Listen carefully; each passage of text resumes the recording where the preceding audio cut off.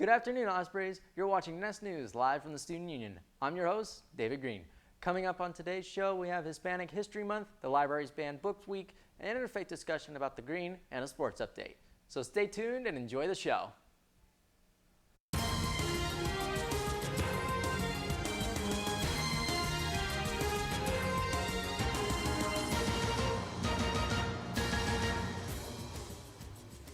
It's time to honor the contributions of Hispanic culture, history, and people.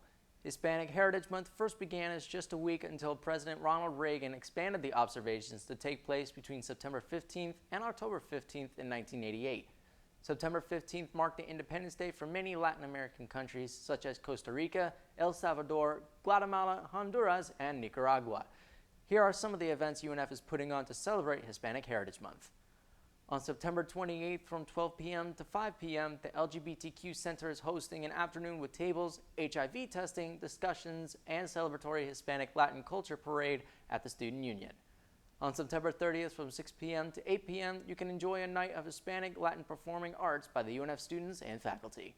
On October 15th from 6 p.m. to 8 p.m., Hispanic Heritage Month closes out with Nuestra Noche, a big event featuring musical acts and performances to honor Hispanic Latin culture at the Student Union.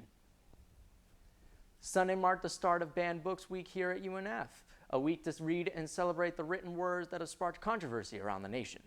UNF's Library Banned Book Week aims to promote some of the top controversial books of 2021, often featuring topics about race and LGBTQ issues.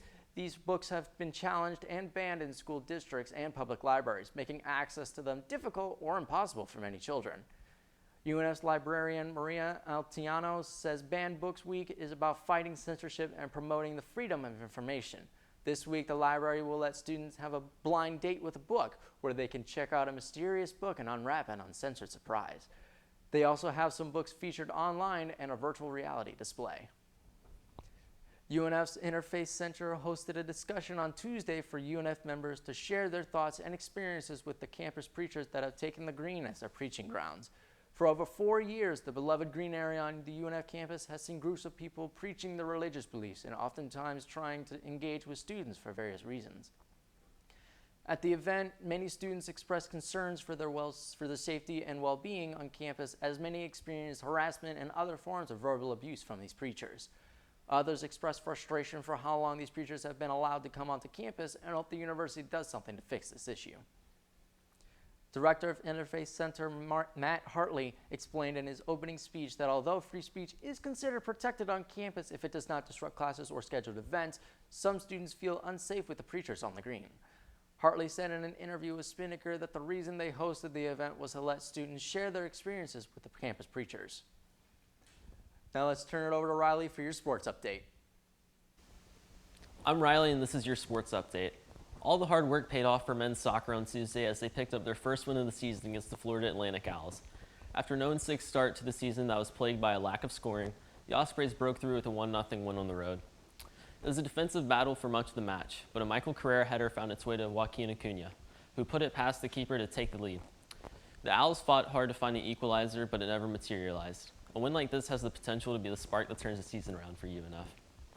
Another UNF squad that has struggled through a tough schedule early is volleyball. They've suffered some heartbreakers against big-name programs, but snapped their losing streak on Saturday. This took place far from home as they defeated South Dakota State in an invitational event hosted by the Iowa Hawkeyes. It came down to a dramatic fifth set, but the Ospreys held on to secure the win. Venturing off campus, you know them, you sometimes love them. The Jacksonville Jaguars strung together their best effort in years on Sunday, shutting down the Indianapolis Colts 24-0. The defense particularly shined, forcing 3 interceptions and allowing just 54 rushing yards from star Colts running back Jonathan Taylor. Perhaps more importantly, quarterback Trevor Lawrence played one of his best games in his young career. He made smart decisions, making the easy throw and taking educated deep shots at times. He linked up with new wide receiver Christian Kirk for 2 touchdowns through the air. This win could be just what the doctor ordered for a franchise desperately in need of change. Forming in the Caribbean Sea early Friday morning, Tropical Depression 9 is expected to strengthen to a hurricane as it heads towards Florida, according to the NOAA. Originally detected by the National Hurricane Center around 5 a.m., the most recent 11 a.m. report projects the depression to become a hurricane and approach Florida at or near major hurricane strength. However, the update did acknowledge that it is too soon to tell what the exact magnitude and impact will be. Currently, Tropical Depression 9 is south of the Dominican Republic and north of South America. It's expected to be south of Jamaica around 8 a.m. on Sunday. Heavy rainfall, hurricane-force winds, and significant impacts from storm surges are expected as the majority of Florida is within the current depression's forecast cone.